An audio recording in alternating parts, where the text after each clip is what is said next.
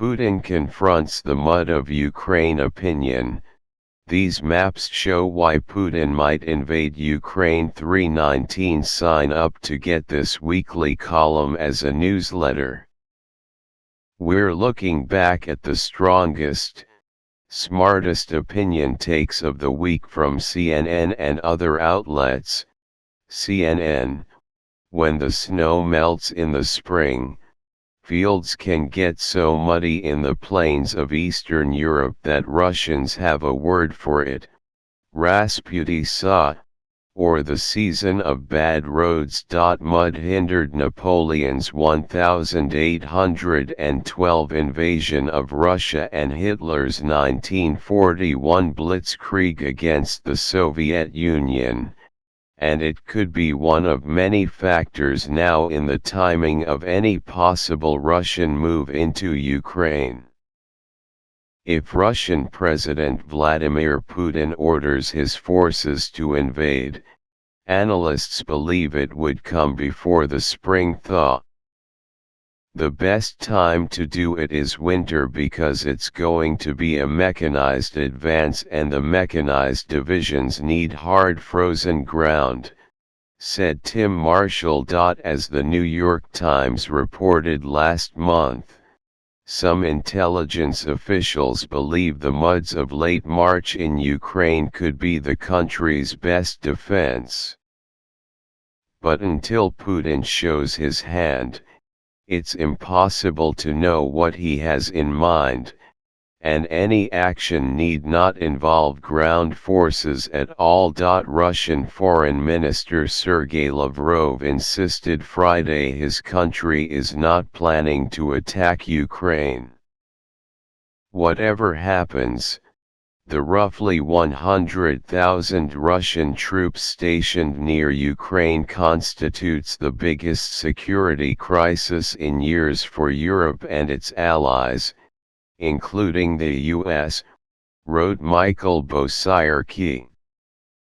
The tone of Putin's rhetoric and the trajectory of military deployment leave little doubt over his intentions to regain control over a wide swath of the former Soviet Union, even to the point of rolling back the footprint of the North Atlantic Treaty Organization, NATO, to the Cold War years. Are NATO and the US prepared for the consequences of any further move into Ukraine by Russia, which has already seized territory there and backed an insurgency in the eastern part of the country?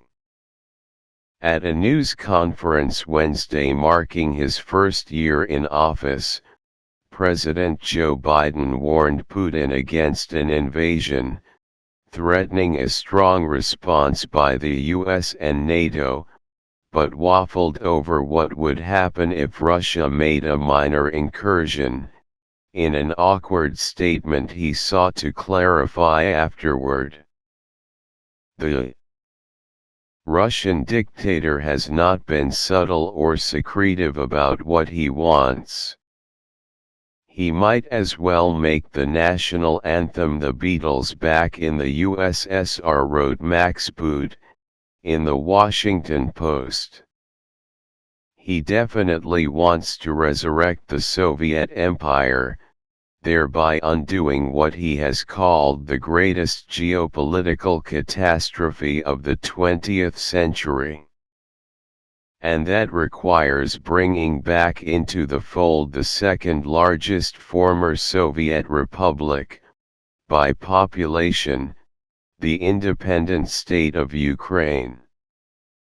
If an attack comes, Boot argued, we must not flinch from imposing the most draconian sanctions possible. In the Financial Times, former U.S. Defense Secretary Robert Gates wrote, Putin's problem is that, as dictators are wont to do, he has overplayed his hand. His aggressive threats against Ukraine have galvanized NATO and reaffirmed its clarity of purpose. His menacing policies have made Ukrainians even more anti-Russian and driven the country further into the arms of the West. Any Russian military action will result in Ukrainian resistance as well as larger NATO military deployments on Russia's western border, potential suspension of the Nord Stream 2 gas pipeline and painful economic sanctions.